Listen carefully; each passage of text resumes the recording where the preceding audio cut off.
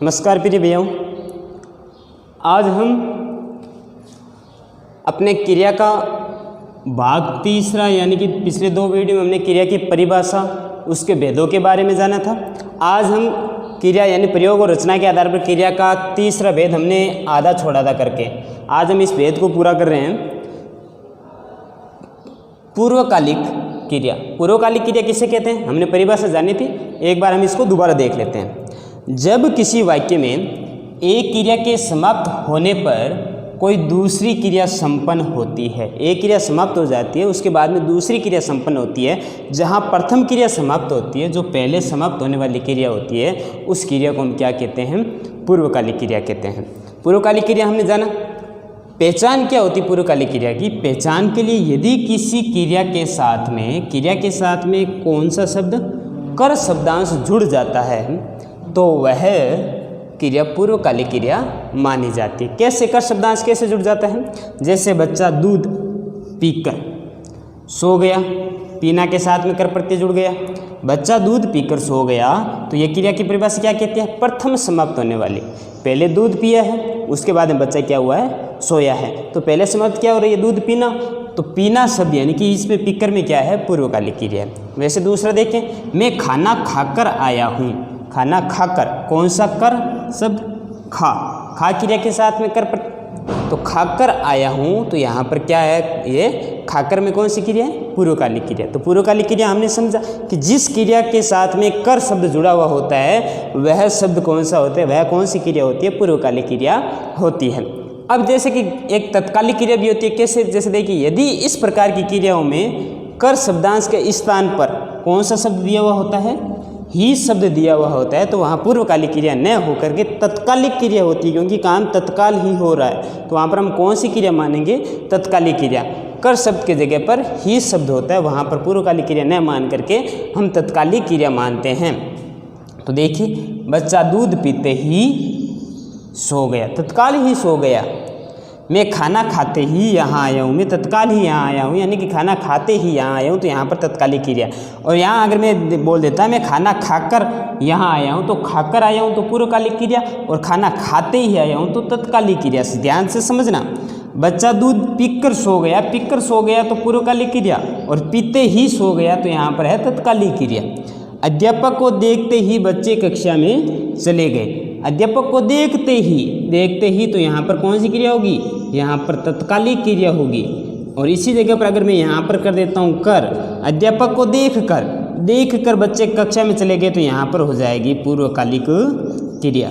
तो क्रिया समझिए आपने, पूर्वकालिक क्रिया और तत्कालिक क्रिया दोनों में अंतर समझा। अगर देख कर कक्षा में चले गए कर शब्द आ गया तो वहाँ पर कौन सी होगी?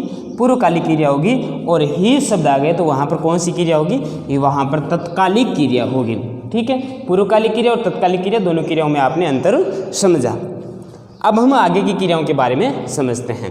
रचना के आधार पर क्रियाएं पूछी जाती है, अंतर पूछा जाता है। दो क्रियाओं के मध्य में अंतर पूछा जाता है कि कौन सा अंतर है। जैसे प्रेरणार्थ क्रिया पूछी जा सकती है, पूर्वकालिक क्रिया में अंतर पूछा जा सकता है, सामान्य क्रिया और संयुक्त क्रिया में अंतर पूछा जा सकता है। तो तीन क्रिया हमने जानी, और तीन क्रिया के साथ में हमने पूर्वकालिक क्रिया के साथ में तत्कालिक क्रिया को भी जाना और समझा। अब हम अगला ले रहे हैं प्रेरणार्थक क्रिया। चौथा आता है अपने सामने प्रेरणार्थक क्रिया।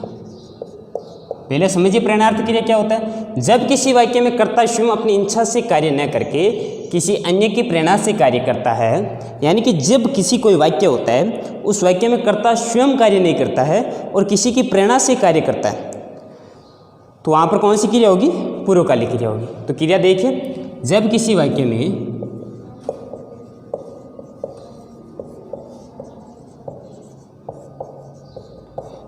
वाक्य में कर्ता स्वयं अपनी इच्छा से कार्य न करके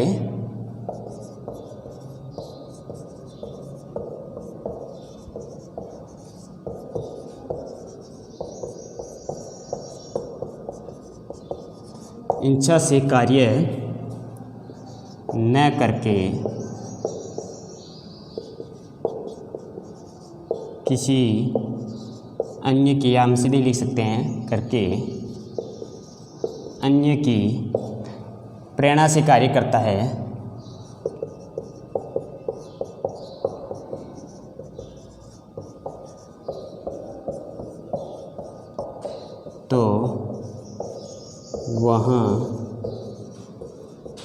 प्रयुक्त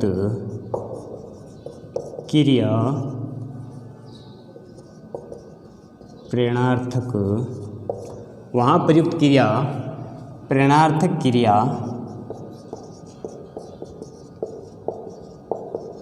कहलाती है। प्रेरणार्थक क्रियाओं के दो रूप स्वीकार किए जाते हैं। कौन कौन से हैं प्रेरणार्थक क्रियाओं के? प्रेरणार्थक क्रियाओं के दो रूपों में मिलेगी हमें।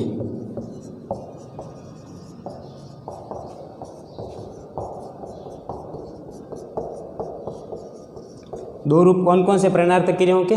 तो सबसे पहले हम देखते हैं मूल क्रिया, दूसरा होता है प्रथम प्रेरणार्थक, और हम यहाँ लिख सकते हैं द्वितीय प्रेरणार्थक या दूसरा प्रेरणार्थक। तो देखिए सबसे पहले शब्द आता है देना, यहाँ हम लिख सकते हैं दिलाना या दिलाना की, या दूसरा हम लिख सकते हैं दिलवाना। उसी प्रकार से मूल क्रिया हम यहाँ पर लिख सकते हैं सोना, यहाँ हम लिख सकते हैं पीना, खाना, खेलना। आगे हम लिख सकते हैं सोना की जगह सुलाना, या हम लिख सकते हैं सुलवाना। पीना है तो पिलाना, पिलवाना, खाना, खिलाना, खिलवाना, खेलना, खिलाना और खिलवाना। यानी कि प्रेरणार्थक क्रिया के दो रूप प्रचलित हैं, वाक्य में किसी प्रकार से पूछा जा सकता है। सबसे पहले मूल क्रियाएं, हम अनेक सी क्रियाएं, अगर आपको यहाँ पर और क्रियाओं के नाम लिखने और प्रथम प्रेरणार्थक क्रिया के बारे में बताना और द्वितीय प्रेरणार्थक क्रियाओं के बारे में भी बताना। जैसे कि मैंने यहाँ पर दो ही लिखे हैं, मैंने यहाँ पर तीन लिखे हैं, बाकी सारे आपको लिखने। कैसे? तो सोना, सुलाना, सुलाना और सुलवाना, खाना, पीना, पिलाना, पिलवाना, खाना, खिलाना, खिलवाना, खेलना, खिलाना, खिलवाना, वाना और ना प्रत्यय। तो इस प्रकार से हम अनेक क्रियाओं के बारे में लिख करके और इसके बारे में जान सकते हैं। अब एक इसका उदाहरण देखते हैं कि उदाहरण में किस प्रकार से पूछा जाता है। जैसे राम श्याम से पत्र लिखवा रहा है, हम यहाँ पर लिख देते हैं जैसे राम श्याम से पत्र लिखवा रहा है। राम श्याम से पत्र लिखवा रहा है, या दूसरा हम लिख सकते हैं बिट्टू छवि से बच्चे को दूध पिलवा रहा है।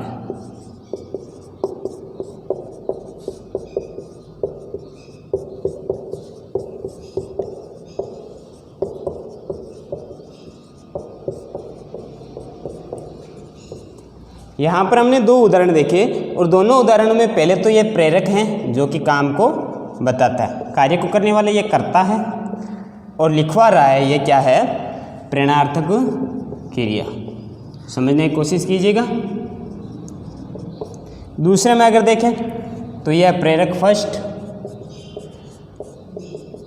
यह है प्रेरक सेकंड, बच्चा क्या है? करता है, और यह है प्रेरणार्थक क्रिया। अब समझिएगा एक बार दोबारा, प्रेरणार्थक क्रिया किसे कहते हैं? जब किसी वाक्य में कर्ता स्वयं अपनी इच्छा से कार्य न करके अन्य की प्रेरणा से कार्य करता है, दूसरे की प्रेरणा से काम करता है, वहाँ प्रयुक्त क्रिया प्रेरणार्थक क्रिया होती है। उदाहरण के रूप में प्रेरणार्थक क्रियाओं के दो रूप स्वीकार किए जाते हैं। पहला होता है ना और दूसरा होता है वाना। दोनों में से हम वाक्य में किसी प्रकार से मिल सकता है। तो राम श्याम से पत्र लिखवा रहा है या राम श्याम से पत्र लिखवाता है। तो देखिए राम प्रेरक है, राम प्रेरणा देता है, श्याम पत्र लिखता है, और लिखवाना क्या है? प्रेरणार्थक क्रिया, क्योंकि ये श्याम किसकी प्रेरणा से कर रहा है? राम की प्रेरणा से कर रहा है। दूसरा, बिट्टू छवि से बच्चे को दूध पिलवा रहा है। अब बच्चा दूध पीने वाला है तो बच्चा क्या है? करता है, लेकिन बिट्टू है जो क्या कर रहा है? छवि से, तो छवि से प्रेरणा ले रहा है। अब छवि क्या कर रहा है, बच्चे को दूध पिला रहा है, तो प्रेरक प्रेरणा देने वाला ये है। अब ये क्या कर रहा है, उसको दूध पिला रहा है, तो प्रेरक फर्स्ट हो गया, प्रेरणा देने वाला फर्स्ट हो गया। दूसरे प्रेरणा से आधार पर काम करने वाला, कर्ता का काम करने वाला प्रेरक सेकंड हो गया। तो हमने प्रेरणार्थ क्रिया जानी कि प्रेरणार्थ क्रिया किसे कहते हैं, जिसके अंतर्गत खुद काम न करके दूसरे की प्रेरणा से काम करता है, अपनी स्वेच्छा से काम न करके दूसरे व्यक्ति की प्रेरणा से काम करता है। तो वहाँ पर कौन सी क्रिया होती है, प्रेरणार्थ क्रिया होती है। तो हमने पूर्वकालिक क्रिया जाना, दूसरी है प्रेरणार्थ क्रिया। अब तीसरा हम देखते हैं नाम धातु क्रिया, जो कि क्रिया है जो धातुओं से न मिलकर के किससे बनती है, संज्ञा सर्वनाम विशेषण से बनती है। बाकी तो क्रियाएं हमने धातु से बनी देखी, अब यह क्रियाएं धातुओं से न बन करके और नाम से बनती है, यानी कि संज्ञा सर्वनाम विशेषण और क्रियाओं से बनती है। तो देखते हैं नाम धातु क्रिया।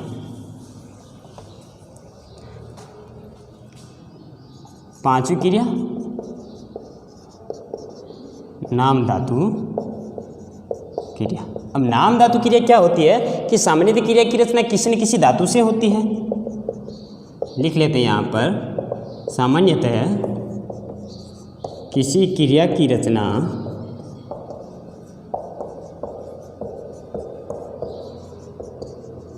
धातु से होती, सामान्यतः किसी क्रिया की रचना धातु से होती है, परंतु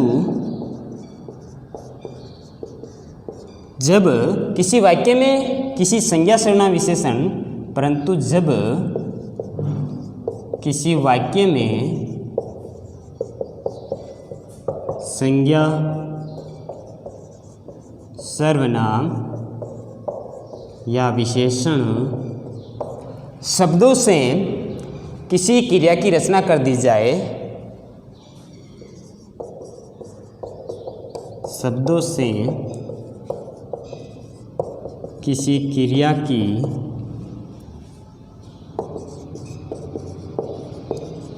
रचना कर दी जाए,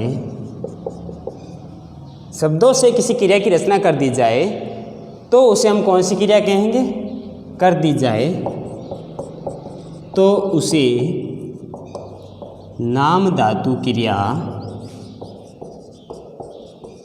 कहते। समझिएगा कि क्रिया धातु से बनती है, पढ़ है तो पढ़ ये धातु है, पढ़ से क्या हुआ, पढ़ना, क्रिया बना, लिख से लिखना, खा से खाना, ये सभी क्रियाएं धातुओं से बनती है। लेकिन क्या होता है कि कभी कभी धातुओं से न बन करके किसी शब्द से बन जाती है, संज्ञा सर्वनाम विशेषण शब्द है, शब्दों से क्रिया का निर्माण हो जाता है, उस क्रिया को हम क्या कहेंगे, नाम धातु क्रिया कहेंगे।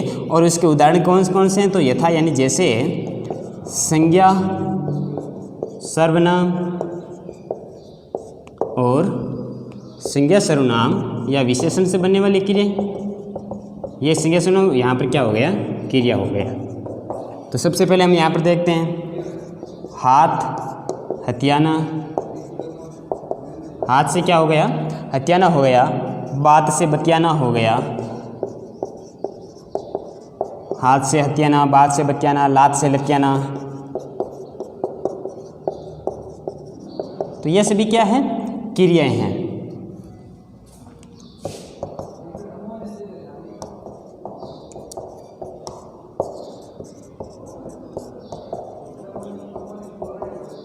तो ये सारे क्या हो गए, अपना सर्वनाम है, सर्वनाम से अपना हो गया, हाथ, बात, लात, रंग, ये सभी क्या हो गए, क्रिया हो गए। ठीक है, तो ये सभी क्रियाओं का निर्माण है जो संज्ञा सर्वनाम विशेषण से होता है।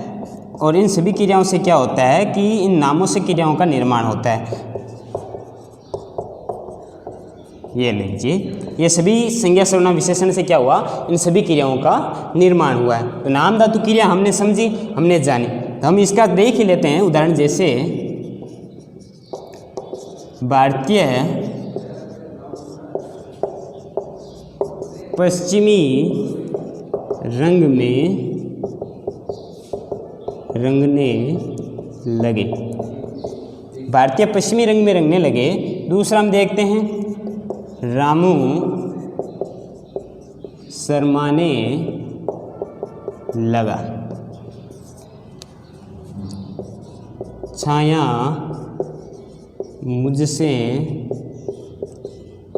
बतिया रही है।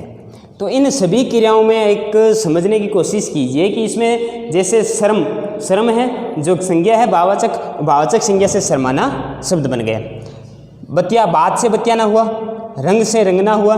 तो भारतीय पश्चिमी रंग में रंगने लगे, यहाँ पर रंगने लगे, रंगना क्या है? क्रिया है। रामू शर्माने लगा, छाया मुझसे बतिया रही है। इन सभी क्रियाओं में क्या हुआ कि नाम धातु क्रिया है।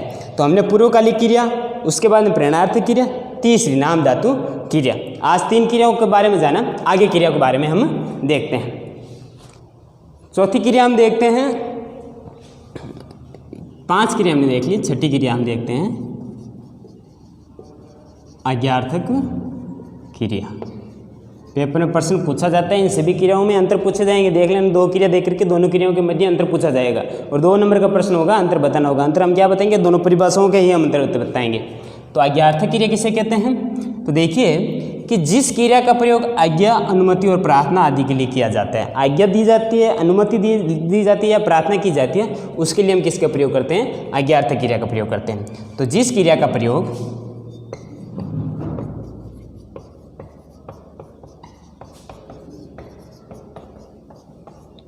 आज्ञा, अनुमति और आज्ञा, अनुमति और प्रार्थना के लिए किया जाता है,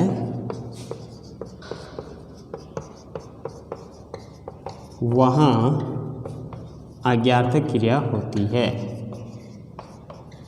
वहाँ आज्ञार्थक क्रिया होती है। जिस क्रिया के लिए हम क्या करते हैं कि आज्ञा के लिए, अनुमति के लिए और प्रार्थना के लिए किसी भी शब्द का प्रयोग करते हैं, वहाँ पर कौन सी क्रिया होगी? वहाँ पर आज्ञार्थक क्रिया होगी। कैसे? जैसे तुम सब मास्क पहनो, हम आज्ञा देने का काम कर रहे हैं। तुम सब मास्क पहनो, क्यों? क्योंकि कोरोना वायरस है जो धीरे धीरे फैल रहा है, इसलिए हमें मास्क पहन करके रखना चाहिए। तुम सब मास्क पहनो। दूसरा हम आज्ञा दे सकते हैं कि सारे देशवासी राष्ट्रभाषा हिंदी का सम्मान करें। सारे देशवासी राष्ट्रभाषा हिंदी का सम्मान करें। तुम सब मास्क पहनो, यानी कि आज्ञा दी जा रही कि तुम सब मास्क पहनो, और दूसरा है सारे देशवासी राष्ट्रभाषा हिंदी का सम्मान करें। दोनों वाक्यों में आज्ञा दी जा रही है, अनुमति दी जा रही है। इसके अंतर्गत क्या होता है कि आज्ञार्थक क्रिया होती है। छठा हमने देखा। सातवां देखते हैं सजातीय क्रिया। सजातीय क्रिया किसे कहते हैं? जिस वाक्य में कर्म तथा क्रिया दोनों एक ही धातु से बनकर के एक साथ प्रयुक्त होती है। जिस वाक्य में कर्म तथा क्रियाएं दोनों एक साथ एक ही जैसे धातु से बनकर के प्रयुक्त होती है, उसे हम कौन सी क्रिया कहते हैं? सजातीय क्रिया कहते हैं।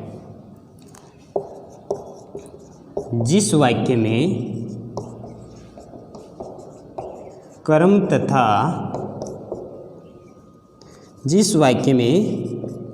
तथा क्रिया एक ही धातु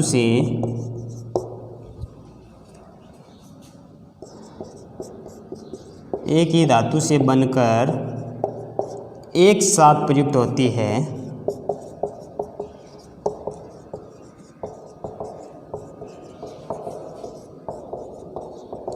उसे सजातीय क्रिया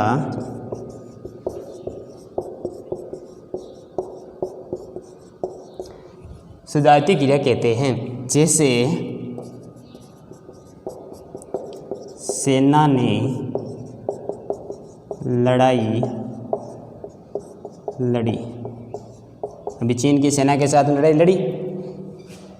अब देखिए इस वाक्य में सबसे पहले समझने की कोशिश कीजिए, परिभाषा क्या कह रहा है कि जिस वाक्य में कर्म तथा क्रिया, कर्म लड़ाई, क्रिया लड़ी, कर्म तथा क्रियाएं एक ही धातु से। अब धातु कौन सा है इसमें? लड़ना धातु है। तो यहाँ पर इसमें लड़ना क्रिया के रूप में, लड़ना धातु के रूप में प्रयुक्त हुआ है कि जिस वाक्य में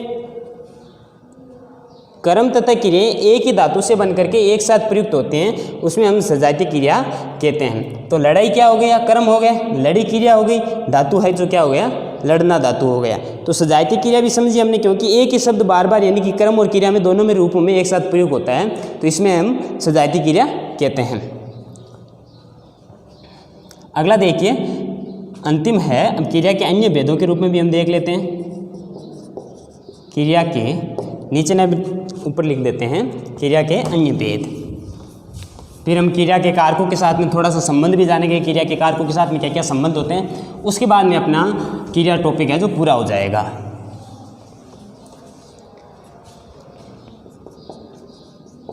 क्रिया का या क्रिया के अन्य भेद। क्रिया के अन्य भेद कौन कौन से? कुछ क्रियाएं ऐसी होती है जो किसी आवाज़, लिख लीजिए यहाँ पर, कुछ क्रियाएं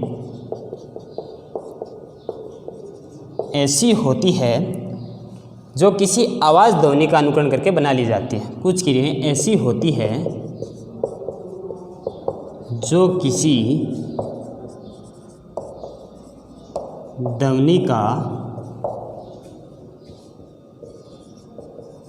आवाज़ या अनुकरण द्वारा बना ली जाती है। ध्वनि की आवाज़ या अनुकरण के द्वारा बना ली जाती है, ऐसी क्रियाओं को अनुकरणात्मक क्रियाएं कहते हैं।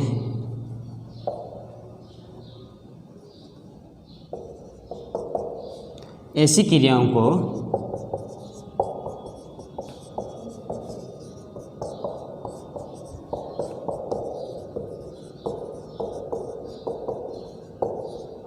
अनुकरणात्मक क्रियाएं कहते हैं।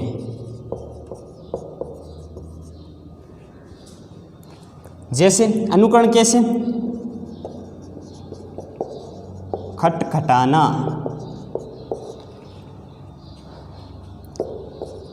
बड़बड़ाना, फुसफुसाना, दहाड़ना, हिसाना। अब ये हिसाना क्या है? तो सांप के रेंगने की आवाज़।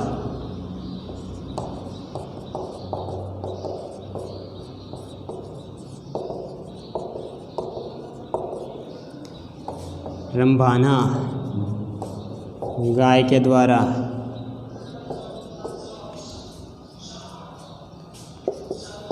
किकियाना, किकियाना किसके द्वारा? खरगोश के द्वारा। मिमियाना किसके द्वारा? भेड़ बकरी के द्वारा। तो ये सभी क्रियाएं क्या होती है? यह सभी क्रियाएं अनुकरणात्मक क्रियाएं कहलाती है। ये सभी क्रियाएं क्या कहलाती है? अनुकरणात्मक क्रियाएं कहलाती है। अनुकरणात्मक क्रिया क्या होती है?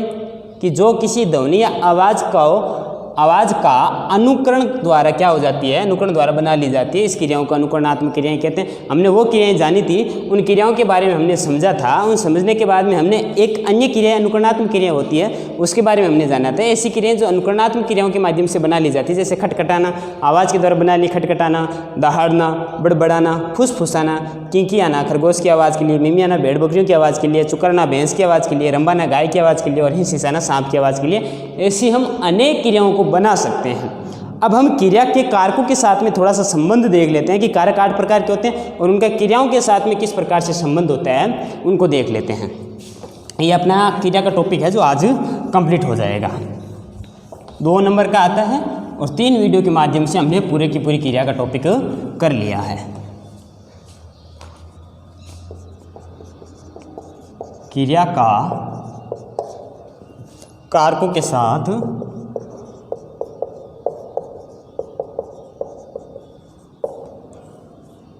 क्रिया का कारकों के साथ में संबंध। कारकों के साथ संबंध पॉइंट वाइज। पहला,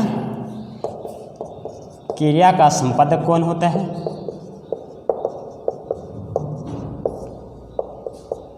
आप लिखिए सामने, क्रिया जिसे संपादित करें। आप लिखें सामने, या क्रिया जिसे संपादित करती है, या क्रिया जिसे यहाँ पर लिख सकते हैं प्रभावित करती है। आप लिखिए इसके सामने क्या होगा। तीसरा हम कह सकते हैं क्रिया का साधन या सहायक। क्रिया का साधन या सहायक कौन होता है? क्रिया का साधन और सहायक। चौथा हम कह सकते हैं क्रिया जिसके प्रति पूर्ण होती है, जिसके प्रति पूर्ण होती है। आप लिखें। पांचवा, क्रिया जहाँ से पृथक या पैदा होती है।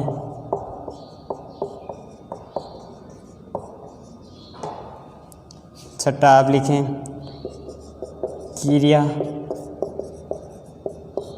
क्या स्थापित करती है।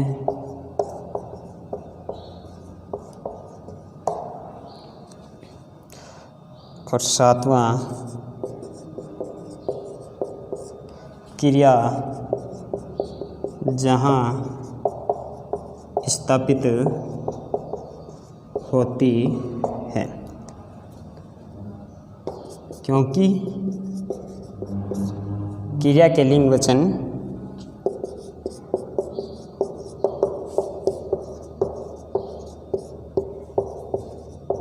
स्वतंत्र चलते हैं। देखिए क्रिया का कारकों के साथ में संबंध। कारक देखिए, सबसे पहले क्रिया का संपादक। क्रिया कौन करता है? काम को करने वाला। और काम को करने वाला कौन होता है? कर्ता होता है। तो क्रिया का संपादक कौन होता है? कर्ता होता है। क्रिया जिसे प्रभावित करती है। अब क्रिया किसे प्रभावित करती है? क्रिया किसको प्रभावित करती है? क्रिया क्रम को प्रभावित करती है। फिर क्रिया का साधन या सहायक कौन होता है? जिसके द्वारा काम किया जाता है। साधन, तो साधन क्या होता है? कारण होता है। राम ने रावण को बाण से सीता के लिए वन में जाकर, अयोध्या से लंका में जाकर रावण को मारा। तो इस क्रिया में क्या हुआ कि कर्ता भी है, कर्म भी है, करण भी है, संबंध भी है, अपादान संपादान सारे कारक हैं। तो देखिए क्रिया का साधन सहायक क्या हो गया? करण हो गया। उसके बाद में क्रिया जिसके प्रति पूर्ण होती है वह होता है संप्रदान। क्रिया जहाँ से पृथक या पैदा होती है उसे हम कहते हैं अपादान। क्रिया क्या स्थापित करती है? तो क्रिया क्या स्थापित करती है? संबंध स्थापित करती है। फिर क्रिया जहाँ स्थापित होती है, क्रिया जहाँ स्थापित होती है उसे हम क्या कहते हैं? अधिकरण कहते हैं। और संबोधन का प्रयोग इसमें नहीं किया जाता है। तो क्रिया का प्रयोग हमने देखा कारकों के साथ में किस प्रकार से। क्रिया का संपादक कर्ता, क्रिया जिसे प्रभावित करती है वो होता है कर्म, क्रिया का साधन या सहायक करण, जिसके द्वारा, जैसे राम ने रावण को बाण से मारा तो बाण क्या है? साधन है। तो करण। क्रिया जिसके प्रति पूर्ण होती है संप्रदान के लिए। राम ने रावण को सीता के लिए, संप्रदान किसके लिए? जिसके प्रति पूर्ण होती है, सीता के लिए पूर्ण हो रही है, संप्रदान। क्रिया जहाँ से पृथक या पैदा होती है। राम ने रावण को सीता के लिए अयोध्या से, राम कहाँ से पृथक हो रहे हैं? अयोध्या से। तो अयोध्या में कौन सा हो गया? अपादान। क्रिया क्या स्थापित करती है? क्रिया संबंध स्थापित करती है। रावण की लंका में, रावण की क्रिया जहाँ स्थापित होती है कि काके की अधिकरण। तो हमने देखा क्रिया का कारकों के साथ में किस प्रकार से संबंध स्थापित होता है, उस संबंध को हमने यहाँ पर जाना। और लास्ट अंतिम देख लेते हैं, क्रिया के लिंग और वचन हमेशा क्या होते हैं? स्वतंत्र चलते हैं। क्रिया हमेशा स्वतंत्र रहती है। ठीक है, तो आज के वीडियो में हमने क्रिया के बारे में जाना। क्रिया के 3 वीडियो हमने देखे थे। 3 वीडियो कौन कौन से? प्रथम भाग हमने क्रिया की परिभाषा और क्रिया के कर्म के आधार पर भेद। फिर दूसरे वीडियो में हमने क्रिया का प्रयोग और रचना के आधार पर भेद जाने, जिसमें से हमने 3 भेद जाने थे पूर्वकालिक क्रिया के बारे में। फिर इस वीडियो में हम पूर्वकालिक क्रिया के बारे में संपूर्ण जानकारी प्राप्त की और अन्य भेदों के बारे में भी जाना। इसी के साथ हमारे साथ बने रहिए। धन्यवाद।